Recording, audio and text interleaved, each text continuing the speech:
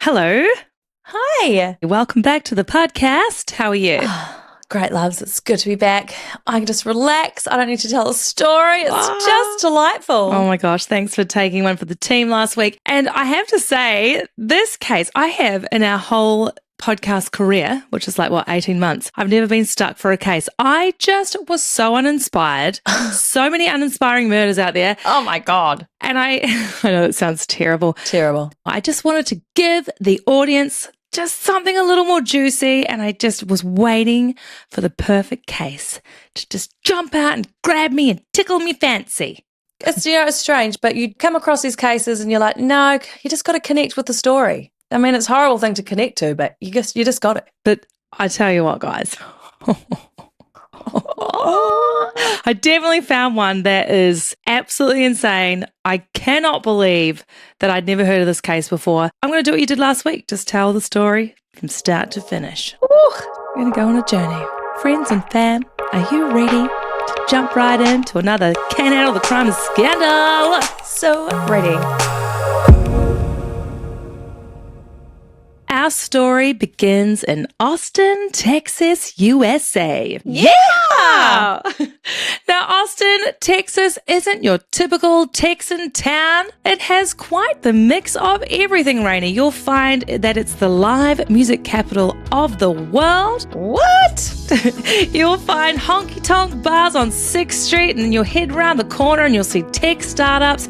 You've got a mix of everything. And I will say, after the big C, COVID happened, I know a lot of celebrities have left California, left Los Angeles and headed to Austin. So you'll find a few celebs. I think Joe Rogan lives out there now. Fair enough. It's quite a cool happening town, and I wouldn't mind visiting there myself.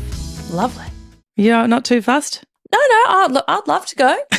I just feel like I'm staying well clear from the USA, just for a while. Just for a while. And our story begins with a young man named Erik Maund. Now, Erik was born in 1975, but he wasn't born to no poor family, Rainey.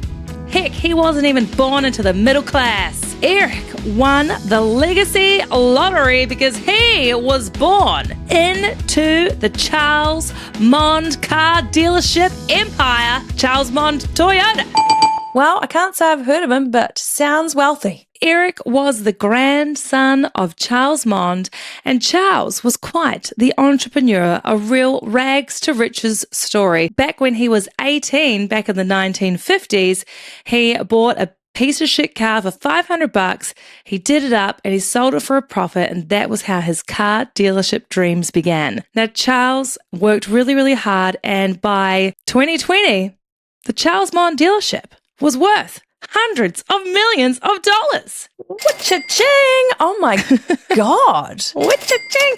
I know. So there was Charles Maund Toyota and Charles Maund Volkswagen, and these guys were like the big kingpins in the car dealership world. Probably like when you think of Christchurch, I don't know, like Paul Kelly Motors. Is Paul Kelly Motors still around? Yes, they are around, but just on a smaller scale. I'm finding it quite hard to imagine that a car dealership could be worth so much money. Apparently, according to my research, they were turning over about $100 million a year, and I think that might have just been in one dealership. Whoa. A lot of money to be made in cars, apparently, and these guys really were they were creaming it. Were they nationwide or just in the Texas area? Just Austin. Jeez. I know. I did do some research on some of the ads. I think they were trying to go viral. Some funny ads were out there on the old YouTube. Is this recently? Oh, yeah, there was so many. So here's one I found. Come on over to Charles Maund Toyota and let that old gas-guzzling hound dog go. Get a new 2012 Camry, $199 a month. Plus, we'll pay you up to $2,000 over Kelly Blue Book value. All right, we've heard enough of you, mate. Oh, they frickin' love it. A little bit of Elvis. Oh, so annoying. But yeah, very quirky ads. And apparently if you drive around Austin, you'd just see Charles Maund Toyota license plate frames everywhere. Chances are you knew someone who'd bought their car from Charles Maund Toyota.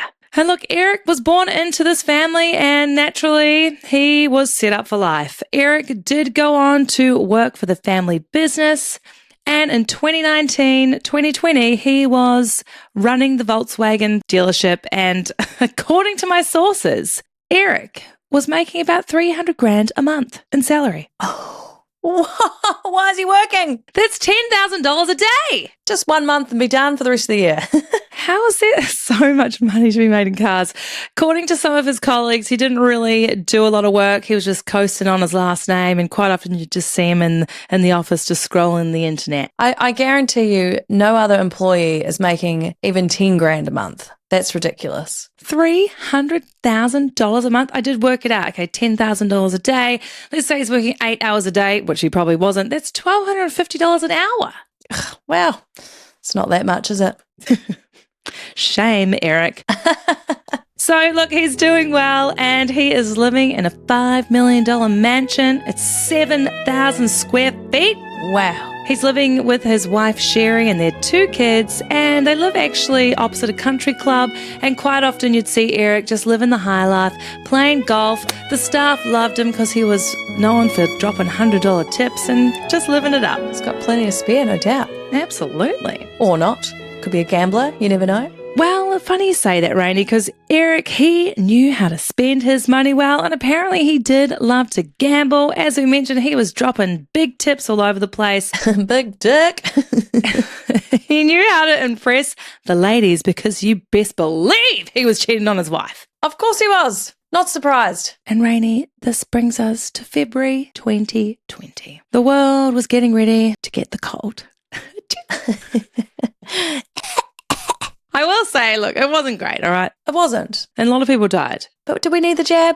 No. No. But anyway, February 2020, the world is still running. Nothing's been shut down yet. And Erik is getting ready to go to Nashville to visit his son. Erik is mid-40s now, and he is heading out to go visit his son in college. It's quite young. Before he heads out to Nashville, he's got to make some plans, get the itinerary busy, Sort out some ladies. sort out some pussy.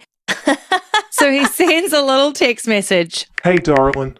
How do they talk in Austin? Is it Chad there? Don't worry, Chad will come to the story later. Hey, darling. I think Wednesday night around 9:30 at the JW Marriott. 90 minutes would be great, so we're not rushed. Oh. Let me know, and I'll text you Wednesday when I get in. Erik. Erik was texting a lovely gal that goes by the name of Layla Love. Oh, Layla. Layla. Now, Layla Love was no ordinary gal. Layla Love was a high-class escort. So even though Erik Maund was bloody loaded up to the brim, he still had to pay for sex. Is he ugly? No, he's not too bad. He's like 6'3". He's not too bad. But some just want so much of it. They like to throw their money around. That's right. Keep it discreet so people don't want to be in a relationship. It's probably smart. Yes, they can keep the control when they're paying for it. Not going to have some stage 5 clinger. But wait, Erik, please. I love you. Sleep your wife for me. Well, he is making some appointments, 90 minutes, so they've got enough time. Come on, Erik.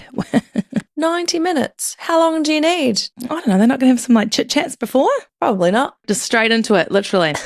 So Layla, she is a high-class escort. And this really got me thinking, Rainey. I don't really know much about escorts, so it's probably time we do a little fun facts of the crime. Facts of the crime. Facts of the crime. Yeah. Facts of the crime.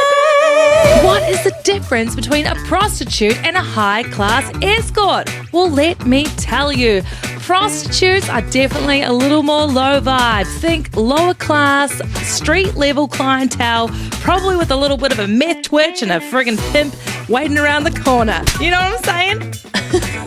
But those high-class escorts, they are usually pretty smart. They are often highly educated, they speak multiple languages, and they're pretty savvy businesswomen. Ooh. Think of these gals as running their own small business. That's right, they don't have a pimp waiting down the road with a gun and a bag of meth waiting to get back in the car. They have to think about marketing and management. They've got to vet their own clients, do their own bookings, and they work pretty hard, Rainey. It's literally a daily grind. And a nightly grind, because these gals, they are working all hours and the money they can earn is pretty fantastic. From what I was finding online, a lot of the escorts would charge anywhere from $150 to $500 for a call-out fee, and that is not even including the services provided. You go, girls. Often the clients are pretty wealthy professionals. They just want a discreet, professional interaction. They don't want no stage 5 clingers. They don't want no meth whores, and they certainly don't want to be catching no gonorrhea or chlamydias. Oh, Back to Layla Love. So Layla Love is working as a high-class escort. She is running her business through multiple websites, and her fee is $1,500 for a single or $2,500 for a couple. And she was doing pretty well. She had some pretty high-end clients that she referred to as whales, and sometimes she was making between $20,000 and $30,000 a weekend. Oh, shit, girl. She's making more than Erik. I know. But Rainey, I don't know if you've guessed by now, Layla Love was just an alias. And Layla Love, her real name is actually Holly Williams. Not the same ring. And that got me thinking, what is your escort name, Rainey? I gotta know. Ooh. Rainy Rabbit. What's yours? Oh my God, I'm so bad at this. What is mine gonna be?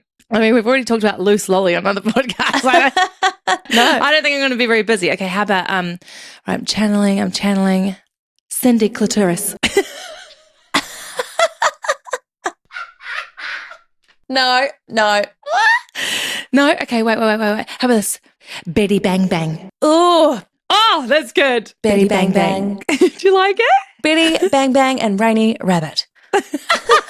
That's good. Way better than Cindy Clitoris. Oh my gosh. Oh my God. So Holly Williams Rainey, she is one fine gal. She is early 30s and she is sultry. She is brunette, 5'4", fit. Ooh, petite. She's got that really femme fatale kind of vibe. Strong, dark features. She kind of looks a bit like Kardashian before all the surgery and the Ozempic, you know? Got ya. So she is working hard. She has a day job too. So Holly is hustling. What for? Holly is a esthetician. An esthetician? Esthetician? Esthetician? Esthetician? Esthetician. Is she working in the beauty industry? Yes, esthetician. Esthetician? I don't know. Hang on, wait. A beauty therapist. Why is she working? I'm sorry. Why is she working a second job? Sort of cover story. I reckon she probably started working as an esthetician and thought, this is not going to pay the bills. So maybe Layla Love was born out of necessity and now she's doing both. Yeah, just quit your day job. An esthetician is a skin care specialist. They typically do facials, skin analysis, hair removal, advanced treatments such as chemical peels, microdermabrasion, LED therapy, and more. And you're certainly not going to be making $20,000 a fortnight, weekend, or month. Absolutely not. Layla Love, she meets her client, Erik. He's going by the name of Erik Maund because he doesn't want to let that Maund last name be blurted out in front of the escort because maybe she'll put her prices up. Fair enough. These two get down and dirty. They would part ways. Layla Love goes home. Erik has a few more days in Nashville, so he books another escort the next night. As you do. And then he would make his way back to Austin, get back to the car yard, back to the country club and his family, and act like nothing's happened. Sounds like he's got a nice, happy life at home. Why do you need all the prostitutes, bro? Why? Why? You sicko? His wife probably hates him. It's something we'll never understand, Rainey. Yeah, that's right. It sounds like they've been together for a long time too. She's probably like, you fucking asshole. Things just go back to normal. But as we know, things aren't going to go back to normal because March 2020 rolls around. And this is when shit really begins to hit the fan. COVID is starting to make its way around the world and panic is beginning to set in. And for Erik, he is going to have his own kind of shit that's about to hit the fan. And it's not phlegm from COVID. I don't know. Erik receives a text message. Now, I don't know exactly what this text message said word for word, but for just dramatic effect, this is how I picture it. Ding, ding. Hi, Erik. I know you are Erik Maund. Ooh. As in Maund Toyotas, with a wife and kids. And I know you were with Layla Love 2 weeks ago. You'll pay me $25,000, or I'll let everyone know your dirty secret. It's a pretty cheap price to pay. Pretty cheap price. But Erik, he's thinking, Fuck. Shit. This isn't good. A, what's his wife going to do? She's going to probably leave him and take all his money. Sure, they've got a pretty tight prenup going on there. I imagine they do. But also, how embarrassing for Erik. He's got a mum, he's got sisters. The family name would be trashed. Trash. And he really was panicking. What am I going to do? He also thought, If I pay this blackmailer, does this mean it's going to put a stop to it? Or will he just come back? Probably come back. that's right, he's not sure what to do. He lets a couple of days pass and he decides to confide in the general manager at Charles Maund Toyota. Oh, as you do. Spread the story. Spread the love. This general manager, his name is Jim DeMeo, and he sits down and he begins to tell Jim his predicament. Jim must have some pretty big secrets too to confide in. They've probably got the same skeletons in the closet. Look, we don't know this for sure, but we could only imagine those car dealers, Dodgy as fuck. dodgy as fuck, aren't they? Mm-hmm. Dodgy. Beep.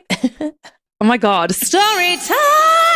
Oh God, I mean, it's been a while since I've confessed some pretty bad secrets from my past, but here we go. I used to go out with someone that was working as a car dealership salesman, I remember. and I can't even tell the story. Okay, fair enough. Yeah, I can't tell the story. Fair enough. We'll leave that one because it is pretty bad. We won't tell that one. He definitely cheated on me on the Gold Coast, so I know he did. Fuck you. Anyway, back to the story. You can't. Did he really? Piece of shit. Well, okay, Mark, you don't have to put this in, but let's just tell the story a funny way. So he was going on a trip with the boys, right? Yeah. Before he left, he'd shaved all his hair down below. Hang on a minute. Did a little grooming down there. I'm like, why'd you do that? Are you going to wear a bikini down at the pool with your bros? Speedos, Ew. Ew. Oh my God. A little chafing. I know, like, come on. Do you think I'm stupid? Maybe thought you wouldn't notice.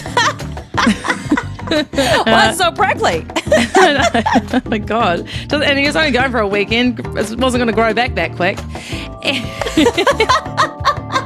Story time. Anyway, he sits down with Jim and he's probably saying, Bro, I shaved downstairs. I've shaved downstairs and now I'm being extorted for 25 grand. so Jim's thinking, Look, mate, I reckon we hit up the new security guy, the guy that's built like a brick shithouse, the tough one with a pretty decent background in private security. His name's Gillard Paled. I'm going to call him Gil. Jim thinks, Gil, he'll know what to do. Yeah. you see, Gil is an ex-bodyguard. He used to work for Charlie Sheen. Oh. And he also used to work for the Israeli intelligence agency. So now he works security at the car dealership. It's really gone down in the ranks, hasn't he? He really has. Gilly did live in California. He relocated to Austin with his family. And it turns out there's just not a big demand for private security in Austin. So look, times are tough and he needed a job. So he started working at the Charles Maund dealership and he essentially was just trying to deter vandalism. Fair enough. And he'd probably just make the rounds at nighttime and that was his life. Yeah. It's not very exciting, is it? Judging by his background and the way he looked, tough guy, big thick neck, girthy, Staunch. stodgy, Solid. large, Bulky. firm, sweaty, Large. girthy. Girthy. So Erik would approach Gil and tell him his problem. Now, initially, Gil says, Just go to the police. but of course, Erik can't do that because he's got his name to protect, his family to protect, the business. He doesn't want to bring shame to his last name. And look, Gil wasn't doing very well financially. He has a family. He's working as security at the car yard. So Gil's thinking, Well, this is bloody... hang on, I'm going to do American accent. Well, this is bloody great. Oh my God. We're from Scotland. Wow, this is great. This is really great. I can put my skills to use. Fuck, what's happened to me now? Hey, you turn into a fucking leprechaun. I know, okay. Gil's thinking, This is fabulous. I need some extra cash and I can put my skills to use. so he decides to help Erik Maund. Don't worry, bro. I gotcha. Did he get a pay rise for this particular job that he took on? Gil is about to quote him for the job. Initially, Erik gives Gil the phone number that sent the text message, so the blackmailer's phone number. He also gives the name of Layla Love. Now, Gil goes away with this information and he does a bit of research.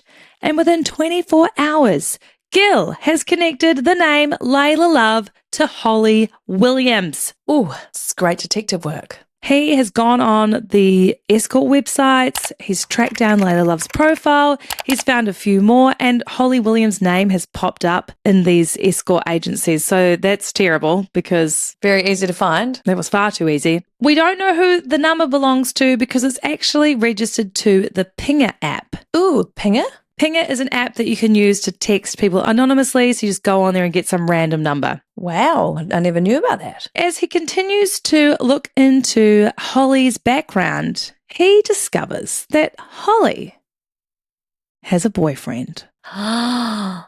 That's why she's still working as an anaesthetist. As an esthetician. As a t-shirt. That's right. William Laneway and Holly Williams have been in a relationship for a year or two, and William goes by the name Bill, so from now on we're going to call him Bill. He's a troubled lad, Rainey. He's 36 years old. He's quite tall, but lanky, redhead, and he loves to party. Holly and Bill met in the party nightlife scene, and Bill was quite a fixture around the Nashville nightlife. Unfortunately for Bill, he did have a very troubled upbringing, definitely worse than most people. When he was a young boy, Rainey, his dad had held him and his mother hostage. Ooh, that's traumatizing. Oh, yeah. It was very traumatizing. They managed to get themselves out of the situation.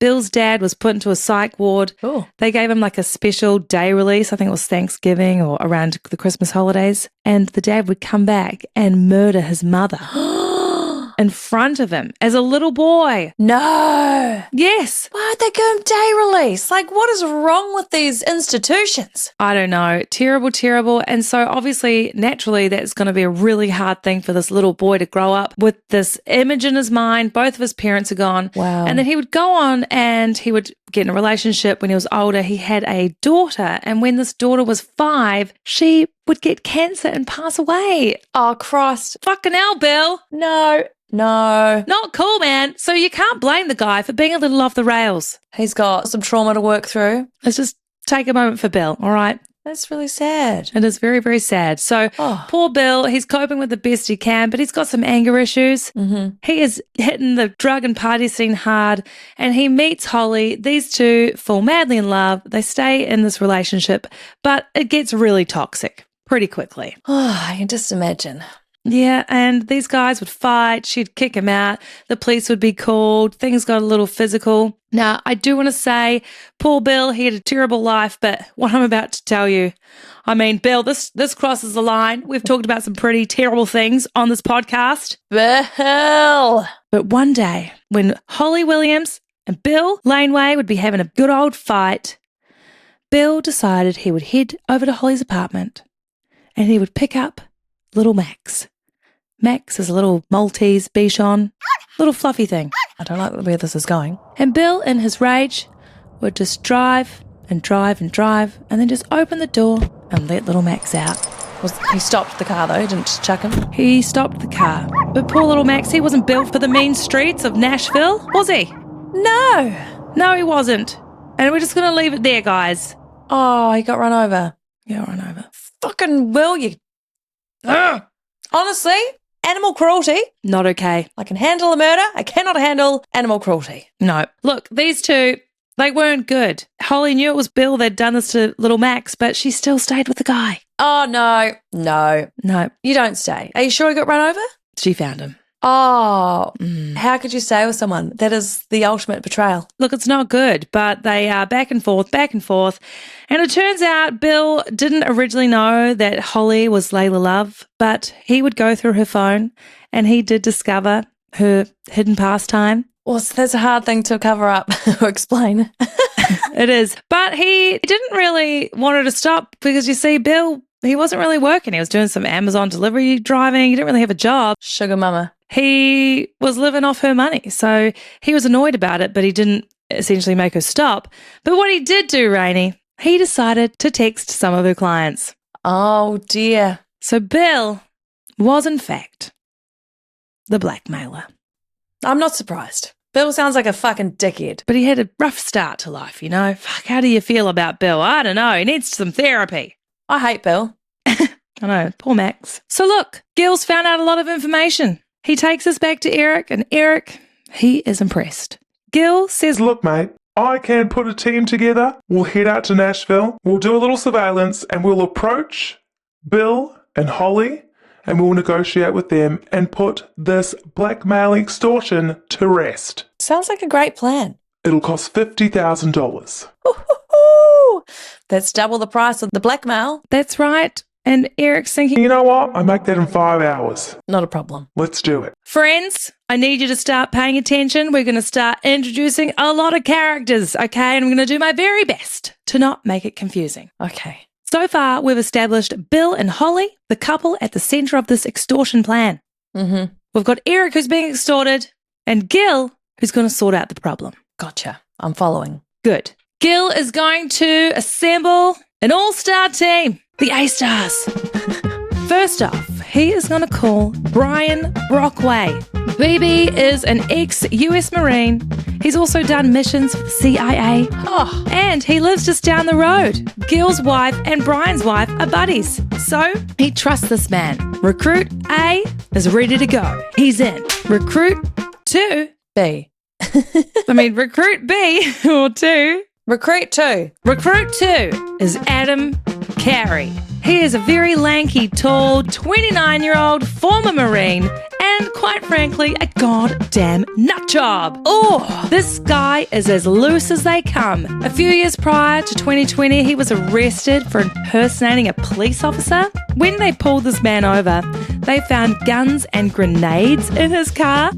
They didn't know what he was going to do. I don't think he spent very long in prison, but he's ballsy. He's a little rough around the edges. He's a little loose. He is a bit scary. Jesus. But he's in. He's like, Fuck yeah, yeehaw! Bring it on! recruit number 3 is a former Army Ranger. And this guy has name suppression, so you best believe his name is Chad. Chad! Chad is in. It's Chad here. And our last and final recruit is a Navy SEAL veteran, and his name is Tony Rapinski. And he is in too. These guys have a pretty impressive resume, and it just goes to show that obviously there's no goddamn work out there once you leave the Marines or the Army or the CIA. Gil is well connected. What a team. And this A team descend onto Nashville, and they are getting ready for this surveillance. This mission is in full swing, you best believe. Watch out, Billy boy. Ho, ho, ho. So Gil actually stays on the ground in Austin, and so does Brian. So we've only got Chad and Tony and that goddamn nutjob Adam heading to Nashville. Why? Why not all of them? I don't know, loves. It's very complicated. Flights were probably expensive. So it's March 7th, 2020. Only a week or two since Erik got that message, and things are moving. When they hit the ground, Adam sets up his own Pinger account Banger. so he can text Bill anonymously. He's texting Bill, the extorter, but he's getting no response. So the A-team decide, let's try and reach out to Layla Love. Let's reach out to her on these escort agencies and see if we can chat to her. Make a booking. But unfortunately, it just directs them to a booking link. And I don't know why they're not booking, but they're not booking. So they think they've hit another dead end. Book in. She's going to show up. They obviously don't want to spend any of their own money yet, and they haven't been paid. Fair. Maybe that's what the 50 grand was for. 3 sessions. So they decide to stake out her apartment. They're sitting in their car discreetly, just watching people as they come and go. Now, Holly lives in an apartment building. There are lots of people around. And what I forgot to mention earlier is that Holly has some secret cameras hidden in her apartment. Oh. She also has a camera at the front door, like a Ring doorbell, but up high.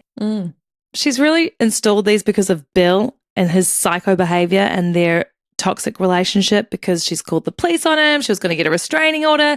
He was sneaking into her house, so sometimes she'd see him on the surveillance sneaking around her bedroom. Bill, come on. Oh my God, he's behaving like his own dad. Learn from his mistakes. He's not well. The A-team are outside. They're watching Holly and Bill as they come and go. They don't approach, they just sit and watch. They are doing daily reports back to Gil and Brian, but they still haven't managed to speak to these guys. I don't know why. They're literally just right there. Just get out the car. That seems very strange. They decided, Right. Let's go and door knock. We're going to knock on Holly's door and just try and chat with her. Bill's left, so now's their opportunity to go and chat. So they head to the house. One of the guys... Hang on a minute. Bill's left. Just go tackle him on the street. I know. Fucking hell. These guys, the A team is for amateur. The amateur team. I know. No wonder they couldn't get any work. Just goes to show you, oh my God, US Marines and ex-Navy SEALs. Fuck, anyone can do it. They're all stupid. So one of these guys heads to Holly's front door. We see him approaching on the security camera. Ooh. He heads to the door and he knocks. And he waits. And he waits. Keeps bloody waiting. Nothing. So he decides to yell out just in case she's inside. Hey, Holly. We just want to talk. Come on, man. I don't know where I'm from. My name's Chad. I just want to talk to you. You say? Come and talk to me, Holly. You do it. Hey, Holly, it's Chad here. You here? Are you there? It's Chad here. It's perfect. Holly doesn't come to the door, but Rainey. Holly is actually home, freaking out because she's got secret surveillance inside her apartment. Because there's a man with multiple languages going on outside. That's right. Too many accents. So Holly is seen inside. She's creeping past the front door. She's trying to figure out who it is. She gets what's known as a door jam and she wedges it underneath the doorknob. Oh, so we can't get in. She slowly steps back from the front door and she's just sitting there. She's terrified. So this guy's sitting there and you can see this rubber thing go under this. It's like, I don't know what she's thinking, but obviously she's an escort, so maybe there's a bit of danger to the job, so she doesn't know what's going on. There's a strange man built like a brick shithouse at her door wanting to chat. She's freaking out. If anyone knocks on my door, I'm like, murderer! I know, absolutely. I'm not answering the door. Absolutely not. Even if they've got a courier hat on, I'm like, he's got a knife. I know. Too much true crime. She doesn't answer. These guys are fucking useless. They're getting nowhere. 3 days have passed and they haven't even managed to say one word to these guys. Oh, God. They can see what they look like. Chad's been spotted through the door. And there's a security camera. These guys are coming and going. Apparently they came another time and a neighbour came out and said, can I help you guys? And they were like, Oh, we've just lost a dog. and they kept banging on Holly's door. 3 guys, one friggin' nut job and a Navy SEAL and an ex-Marine. They look a little bit out of place here. March 10th, 2020, 3 days in. The friggin' B team have headed to the supermarket. They must need a snack. But Rainey, they would hit the jackpot because there, in the car park, they would see Holly Williams' car, a white Acura. So they're thinking, Oh, fuck yeah. Let's go see where they are. Let's go. It's time. first they thought, You know what? Let's dot our I's and cross our T's. they decide to let the air out of the tyres. Perfect. It turns out, Rainey, it wasn't Holly driving to the supermarket. Oh, no. It was Bill. Oh, okay. So it was still the car. It wasn't some random person's car. No, it was Bill. Okay, well, that's still good. That's good. And here he comes, Rainey. Bill is exiting the supermarket. The 3 musketeers are like, Yes, this is our shot. so they start walking up behind Bill. This is their opportunity to approach the blackmailer head on. They're going to let him know who's boss. But Rainey, they don't get to him in time. And he hops in the car and he begins to drive off. And as he drives off, he sees the B team and he flips them the bird as he drives off. Oh, my God. But he's got flat tires. They must have just opened the little nozzle Oh, that doesn't work. and manages to drive off. This is so embarrassing. Does this not make you guys feel a little bit nervous who's out there running the military? Yes. He must be thinking, who are these guys? Well, you would. They've been trying to contact him. These guys must know that something is going on. Layla Love will be telling him all about it. Holly, whatever her name is, oh my God, there's these people here and what they look like. So you're going to know. They're going to stick out like a sore thumb. Exactly. But look, the next day, Holly would get up. She's got an appointment, so she gets in the car and she starts driving down the road. And for God's sakes, her tyres are flat. It was a slow release. She was pissed. She's thinking Bill's done this because her and Bill have a toxic relationship, and this would not be the first time that Bill has let the air out of her tires. Sicko. He's just a dick. So she confronts him, and he says, No, it wasn't me. It was some guys in the parking lot. They looked awfully familiar, like the guys on your security cam. Oh. So she texts him, "You seriously think I'm going to believe some random person?" Oh, wow, the American accent's back. Let's do this seriously. "You seriously think I'm going to believe some random person had the desire to let the air out of some random car for no reason? I almost got into a bad accident. You could have killed me." Ah, that was really good.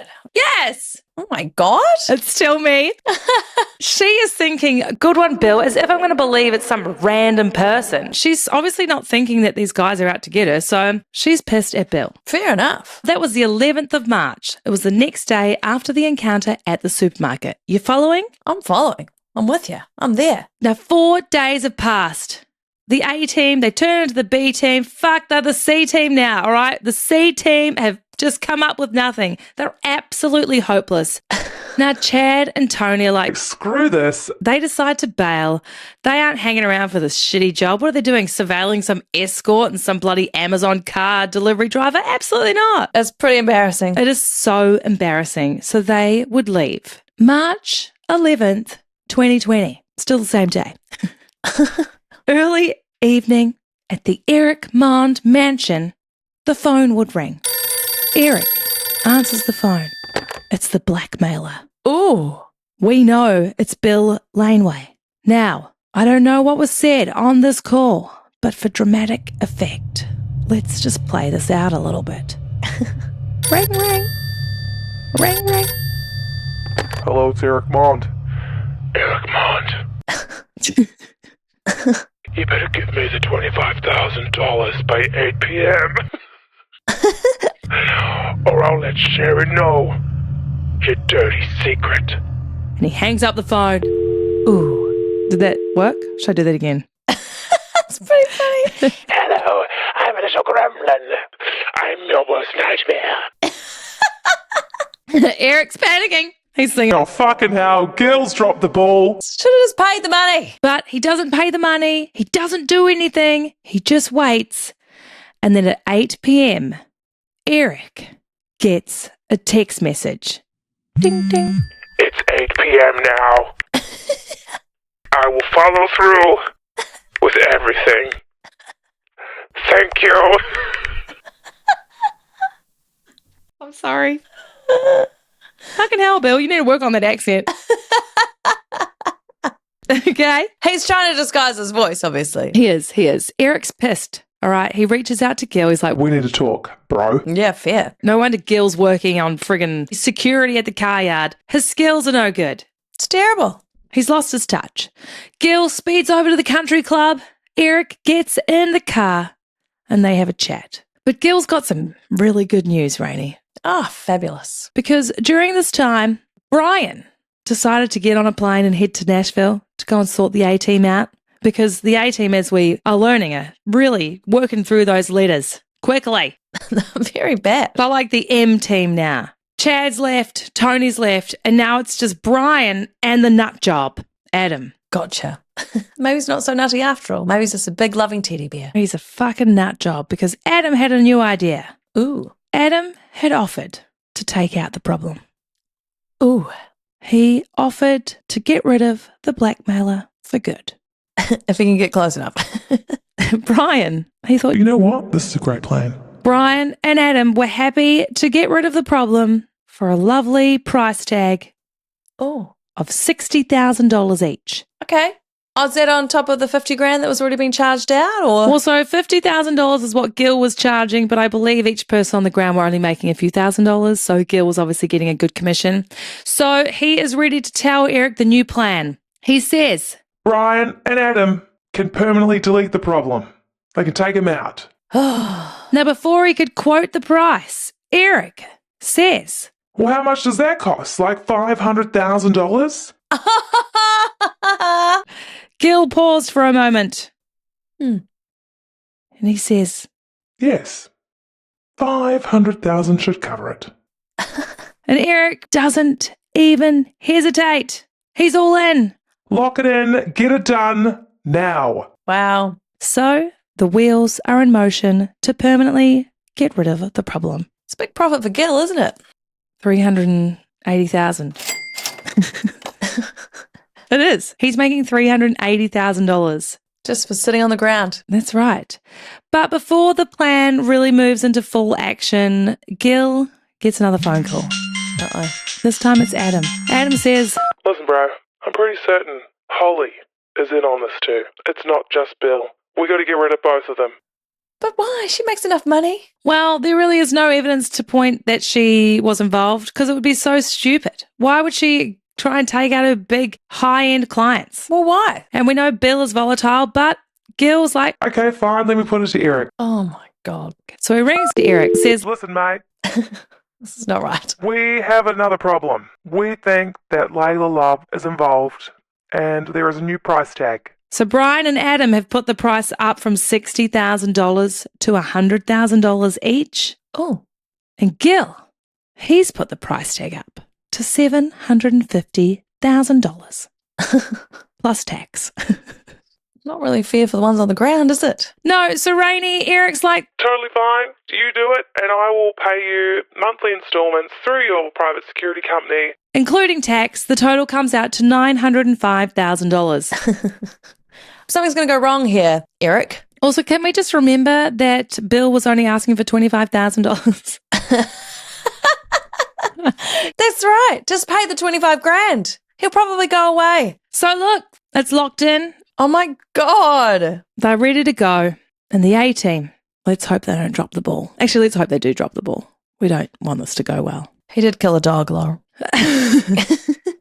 March 12th, 2020. Just the next day. Literally the next day after that phone call was put through from Bill to Erik at the family home, and he was about to let the secret be known to Erik's wife. Holy shit. Bill and Holly, they're getting ready to leave the house.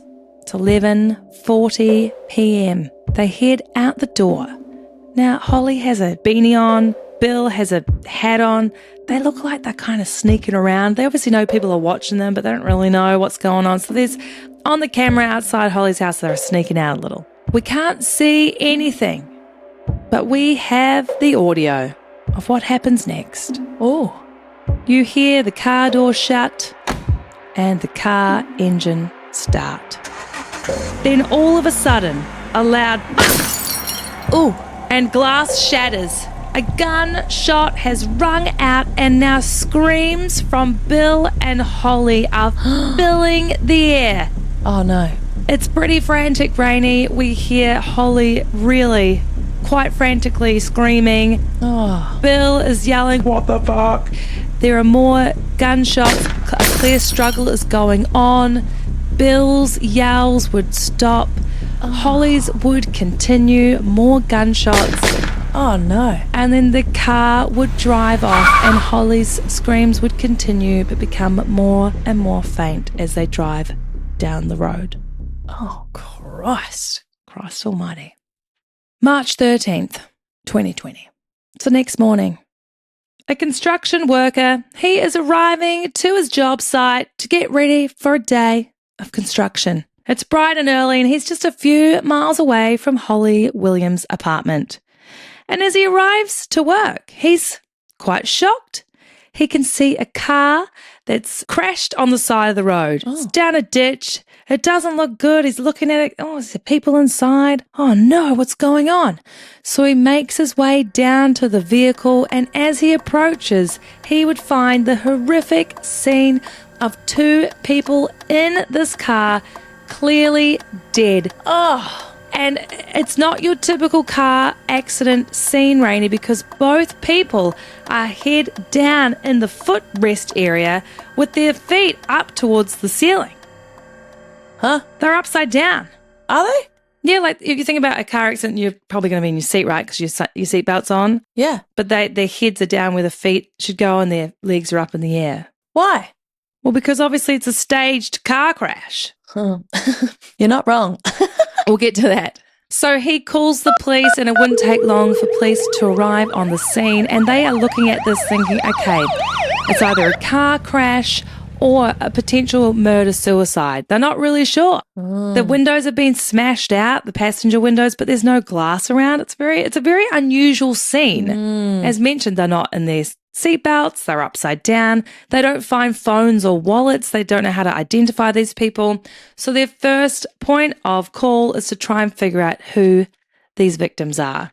Now, it wouldn't take long for them to identify these victims as Holly Williams and William, a.k.a. Bill Laneway. Oh, dear. Poor Holly. And Bill. I know, it's horrific. It's horrific. And as they are looking into their background, they would find multiple reports of domestic violence. There's all of these interactions where Holly's called the police. She's had restraining orders that she was getting against Bill, the incident with the dog. So initially they're thinking, well, this is potentially murder-suicide, domestic violence. It was a very toxic relationship. Looks like it. As the news spread, friends and family were so devastated, but friends, a lot of them did think that Bill did this, and they were very torn with how to feel about this situation. When it came time to their funerals, a lot of friends didn't go to Bill's funeral because, again, they thought that he had murdered their friend. But Rainey, upon inspection of their bodies, they would find 2 gunshot wounds for Holly, one in the back and one in the head. And 5 gunshot wounds in Bill's body. So a lot of it's murder-suicide. It's impossible. So this is clearly a homicide investigation. And as we know, they have got a lot of puzzle pieces to put together. How are they going to figure this one out? It's a lot. It's a lot of surveillance around, though. Yes, well, look, the first thing that these investigators do is they head to Holly's house. They have a search through her property. They find the surveillance cameras. And it's very interesting because as they are looking at the surveillance from outside, they are noticing these men that are coming to the house in the days prior to the discovery of the car. They also see this tall, lanky guy, and he's moving the camera. At one point, he's smearing like Vaseline on the actual lens. Oh, my God. So clearly, there's some suspicious behavior going on here. As they are looking through phone records, a little forensic data extraction, they would find on Bill's phone a text message exchange between Bill and Erik Maund.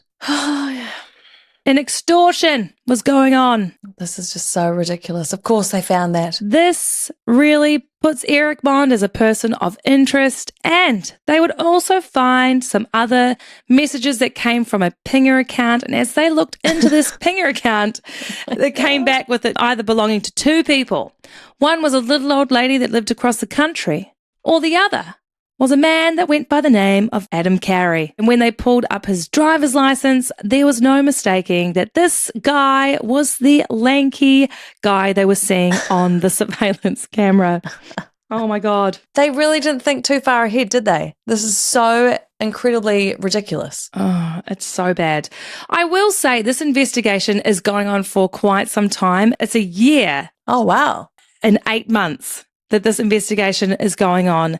And they would make some pretty big moves late into 2021. In phone records that they'd been able to pull from Adam and Erik, they would find this number that kept popping up. And this number belonged to a Gilad Peled.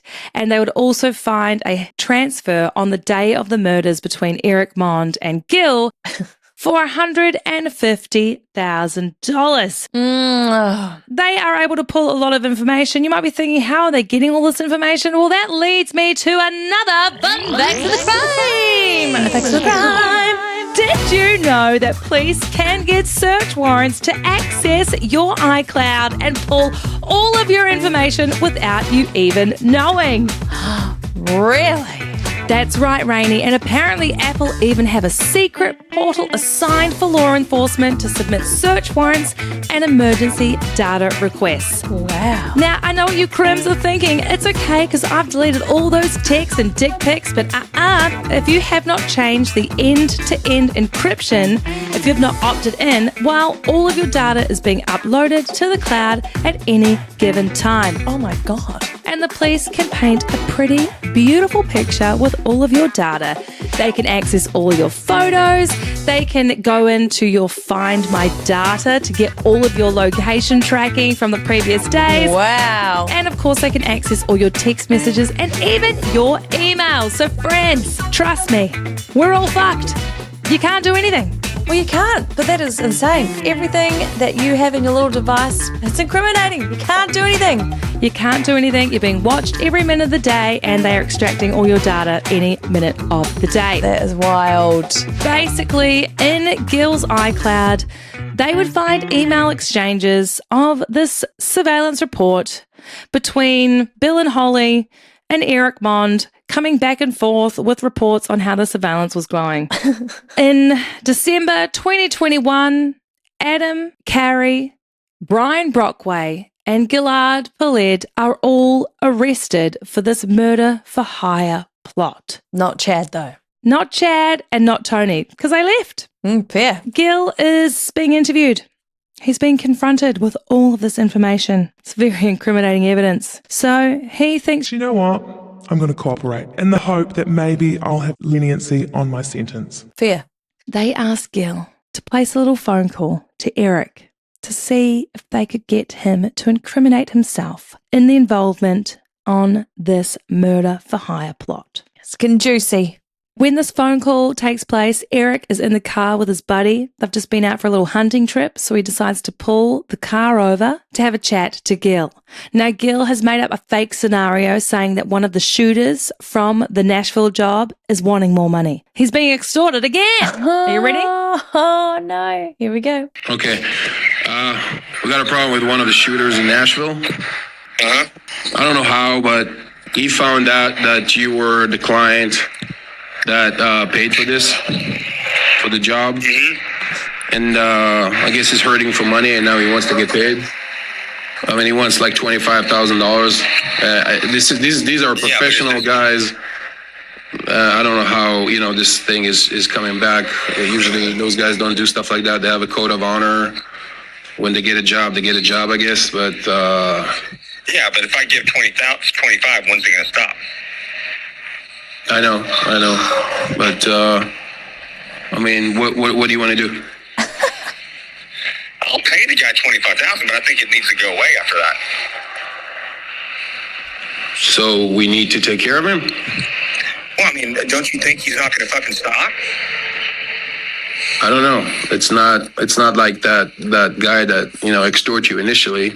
That was a criminal. Yeah. And this guy is, he's not threatening your family. I know you wanted to get this thing taken care of initially because he was threatening your family. This guy is just a soldier that I guess needs money. I don't think he's going to come back. Look, if he tell me he's not going to come back, I'll get the fucking money put together. I don't care about that. He did a solid for me, and I appreciate him for that. But I just want to make sure it's, in 6 months down the road, he's not going to pop back up. Let me talk to him. I'll try to prevent that. The 25 is not a big deal. Right. I don't care about that. I don't give a shit about that. Right. But I just don't want, in 3 or 4 months to get the same call again. I understand. I didn't. Because at that point, we got to take care of something that, Okay. At that point, that could backfire and then completely blow back on us. You know what? Can you hold on the line? Let me call Brian and tell him I'm trying to prevent this thing. Just hold on for 1 second. Erik. Yep. So Brian will try to take care of this. But if this thing is turning into a problem, do you want him to take care of this? Like what? Give me a number. 100? Yeah. Honestly, I think I'd rather take care of it permanently than do the 25. Got it. Whoa, this $25,000 bribe is going a long, long way. So there you go, Rainey. That was Erik Maund negotiating to get the hitman on the original job taken out permanently. He's just ordering another hit. Oh my and as that God. phone call was happening, the FBI were in the room. It was all being recorded. And as this phone call happened, he gets back in his car, he heads down the road, and he was being followed by an FBI agent. He's pulled over and arrested for this murder for hire plot, and he would be awaiting trial along with the other guys from the A-team. Did he know that they were arrested, the other guys, at this point? No, it was all undercover. Wow. And he would go to trial in November 2023 along with Adam and Brian. They all pled not guilty. However, Gillard pled, he pled guilty in the hopes of getting a shorter sentence, as well as we heard with him cooperating with the police in the investigation. Now, all three men would be on trial. It would last for 11 days. Adam and Brian were found guilty for this murder for hire plot, along with kidnapping, because Holly, unfortunately, she actually survived the initial gunshot and then they drove off with her. So that was considered kidnapping. And then they would do the fatal blow close to where her body was found. Very, very sad. And Erik also would be found guilty.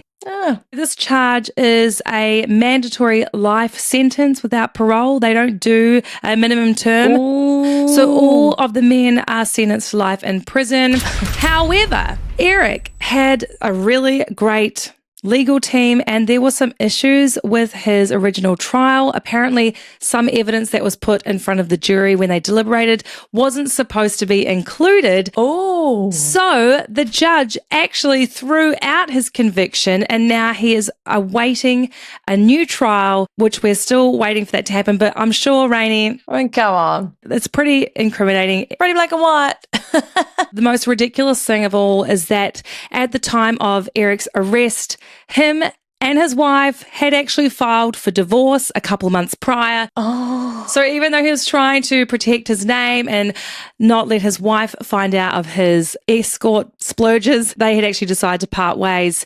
And on top of that, the car dealership empire that Charles Maund had built from the ground up, this multi-million-dollar empire, was completely destroyed by what Erik had done.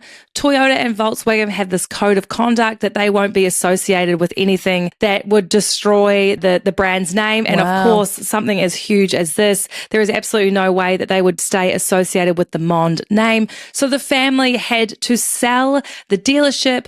The Charles Maund name was scrapped and taken down from all of the buildings. Oh my God. And they did actually sell for an estimated $400 million. Ooh, okay. But the empire that the grandfather had built was essentially destroyed.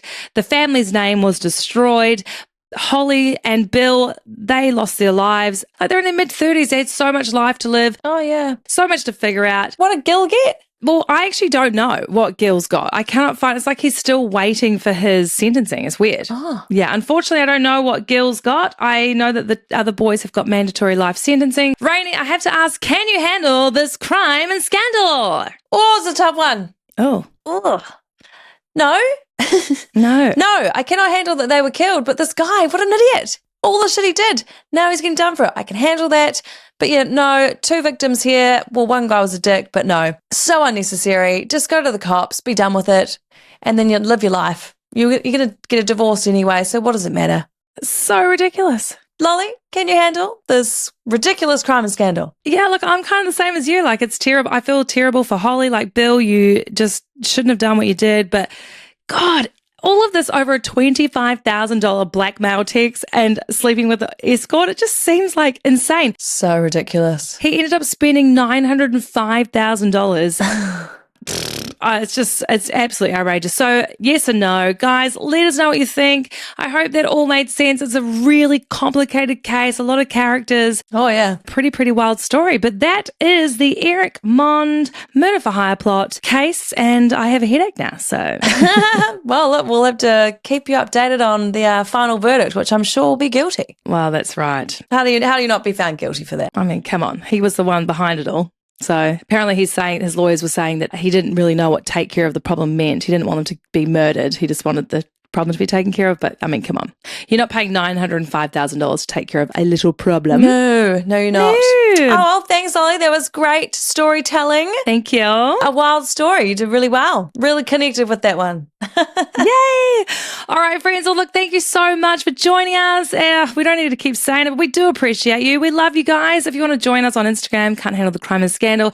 Seriously, you could give us a little rating or review if you like these episodes, or leave a comment anywhere. Yeah. Share with a friend. Share with a friend. We'll be stoked to read it. And yeah, we just really appreciate all the support. So we will see you next week for another, oh my God, it's the Halloween special next week. Halloween. Rainy's going to bring some gore or something gruesome or something, I don't know, Halloweeny. Some ruthless Rainy in the house. Whoop, whoop. We'll see you then, friends. Take care. And if you're going to be paying for a prostitute, wear it as a badge of honor. Just let the world know. Yeah. Be out and proud. I pay for hookers. There you go. All right. Love you, Lolly. Bye. Love you. Bye.